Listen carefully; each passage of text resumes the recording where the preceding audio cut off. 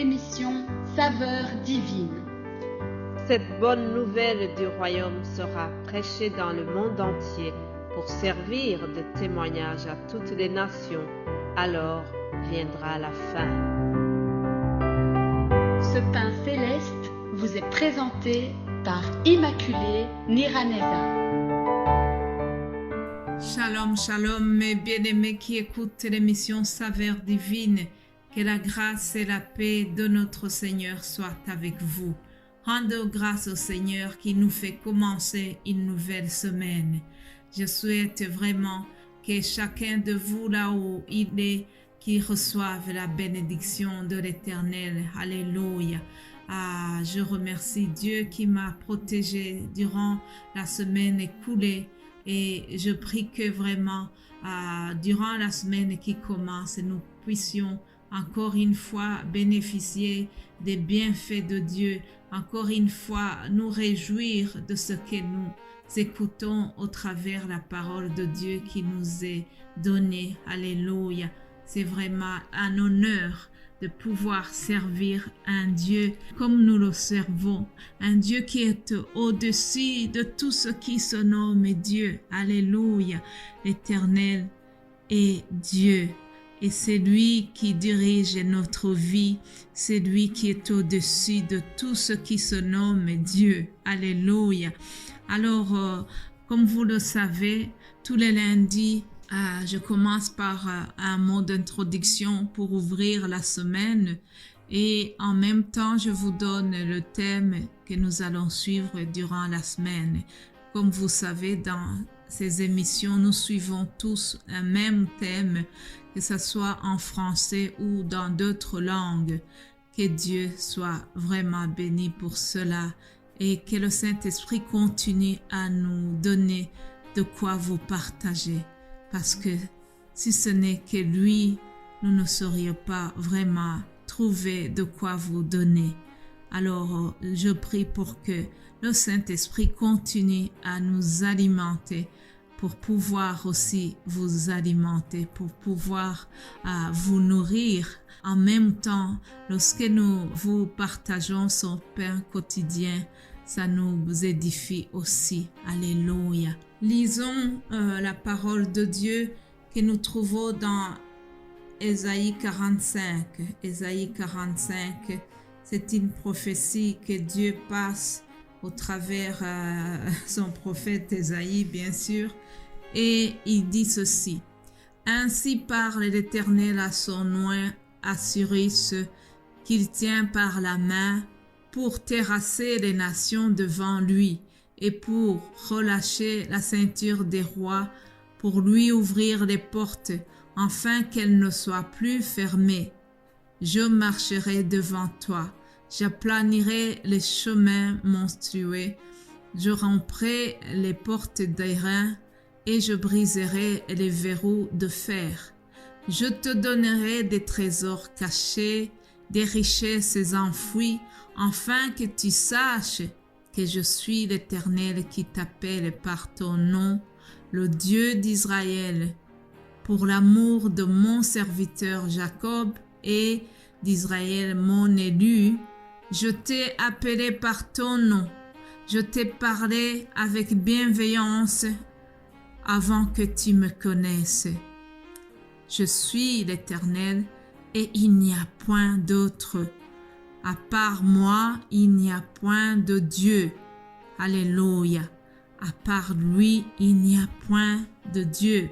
Chers amis, dans ce passage, retenez surtout que Dieu a voulu venir au secours de son peuple et il a utilisé des moyens surprenants.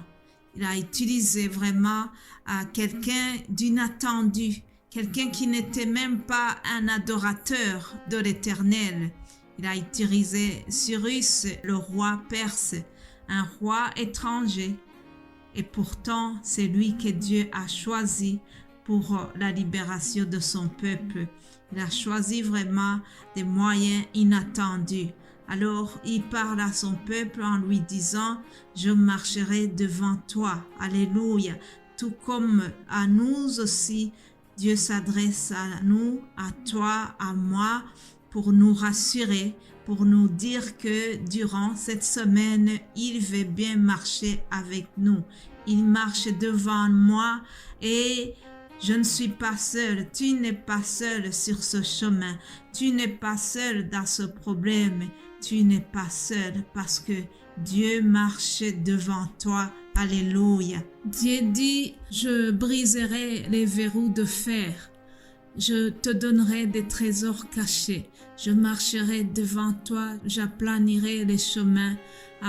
Les chemins qui sont montueux. Vous voyez, Dieu promet vraiment qu'il va faire de grandes choses, qu'il va aplanir les chemins, qu'il va ouvrir les portes qui sont fermées, les verrous de fer. Il fait allusion aux portes et aux murailles de Babylone. Alors, même si c'était vraiment une ville très fortifiée, une ville très protégée, cependant, Dieu va utiliser Cyrus pour franchir ces portes, pour franchir les murailles de Babylone. Aujourd'hui aussi, il y a peut-être des choses que tu trouves comme ces murailles fortifiées. Il y a des choses qui sont vraiment bloquées devant toi, des choses qui te paraissent comme des montagnes infranchissables. Cependant, Dieu te promet qu'il marche avec toi et il va ouvrir des portes qui te semblaient difficiles à ouvrir. Dieu vient pour t'aider à franchir les portes que tu ne savais pas ouvrir. Et alors, vraiment, nous pouvons marcher avec confiance parce que ce Dieu-là, il est capable et il nous promet qu'il va marcher devant nous. Il va nous donner des trésors cachés, des richesses enfouies. Alléluia. Je remercie Dieu pour les surprises qu'il va nous donner durant cette semaine. Il faut s'attendre, chers amis. Dieu va nous donner, Dieu va pourvoir selon le degré de notre foi. Attendons-nous à ce qu'il nous donne des richesses enfouies. Alléluia. J'aime bien quand il dit, je suis l'Éternel qui t'appelle par ton nom. Alléluia. Vous savez, nous ne sommes pas des numéros devant l'Éternel. Il nous connaît, il nous appelle par notre nom. Alléluia. Je suis fière de savoir que l'Éternel m'appelle par mon nom. Il dit, Immaculée, je te connais. Alléluia, tu es mon enfant. Agnès, je te connais, tu es mon enfant. Barbara, je te connais, tu es mon enfant. Je t'appelle par ton nom, tu m'appartiens. Alléluia. Je t'ai appelé par ton nom. Je t'ai parlé avec bienveillance avant que tu me connaisses. Alléluia. Je bénis Dieu qui nous parle ce matin avec bienveillance. Alléluia. Et savez-vous pourquoi il fait tout cela? La réponse se trouve au verset 6 de ce passage que nous avons lu. Il dit, c'est enfin que l'on sache du soleil levant au soleil couchant que, à part moi, il n'y a point de Dieu. Je suis l'Éternel et il n'y a point d'autre. Voilà pourquoi il veut faire des miracles. Voilà pourquoi il veut ouvrir des portes qui étaient fermées comme des verrous de fer. C'est pour montrer à tout le monde entier que c'est lui Dieu et que en dehors de l'Éternel, il n'y a point d'autre Dieu. Alléluia. Ça, c'était donc un mot d'introduction pour ouvrir notre semaine. Maintenant, avant de terminer, je vous donne le thème que nous allons suivre durant cette semaine. Cela se trouve dans l'Évangile selon Jean 16. Ce sont des paroles que le Seigneur adresse à ses disciples. Il dit, « Je vous ai dit ces choses afin que vous ayez la paix en moi.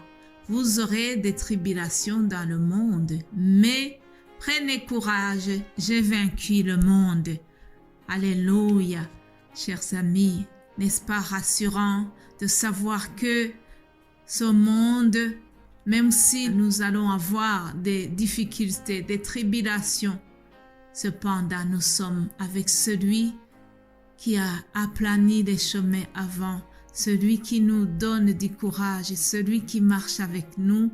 Il dit, Prenez courage, j'ai vaincu le monde.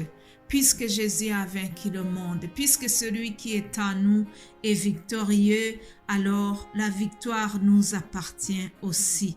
Il faut seulement lui faire confiance. Alors, en commençant la semaine, gardons courage, gardons l'espoir, car Jésus a vaincu le monde. Passez une excellente journée, chers amis, et nous allons continuer durant cette semaine. Alléluia. Soyez bénis au nom de Jésus-Christ. Amen. Amen.